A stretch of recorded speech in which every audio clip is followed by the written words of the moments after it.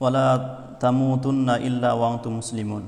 আল্লাহ রাব্বুল আলামিন বলতেছেন যে হে মুসলমান, তোমরা মুসলমান না হইয়া, পরিপূর্ণ ইমানদার না হইয়া মৃত্যুবরণ করিও না। কারণ এই কবরটা পোকামাকড়ের ঘর, এই কবরটা কঠিন অন্ধকারের ঘর। এই ঘরে কোনো বন্ধু বান্ধব, কোনো আত্মীয় স্বজন কেউ থাকবে না, শুধুই তুমি একা থাকবা। অতএব তুমি ইমান না নিয়ে কবরের মধ্যে আসিও না।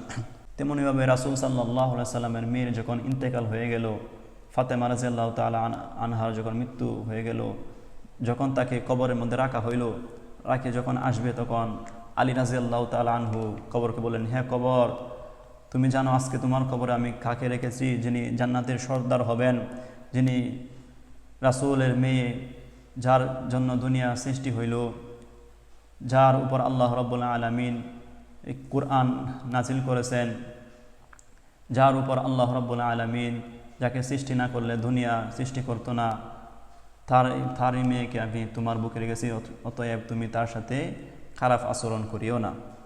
তখন কবর থেকে গইবি আওয়াজ আসতে লাগলো, হে আলী, শুনে রাখো, কে কোটিপতির মেয়ে, কে নবীর মেয়ে, কে বাদশার মেয়ে, কে গরিবের মেয়ে, কে মিসকিনের মেয়ে, কে ভিখারির মেয়ে, এগুলো আমি চিনি না। আমি চিনি একমাত্র আমল। যে নামাজ পড়বে, রোজা রাখবে, হজ করবে, জাকাত দিবে, যে ভালো কাজ করবে, সে আমার কাছে আইসা শান্তিতে থাকতে পারবে। আমি তাকে জান্নাতের পোশাক পরিয়ে দিব। কিয়ামতের আগ পর্যন্ত সে নির্দ্বিধায় আরামে ঘুমাইবে।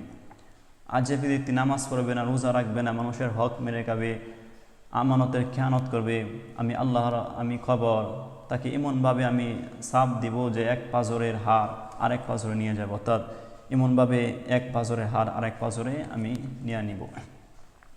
তাই এই খবরের মধ্যে আমাদেরকে কবরের জন্য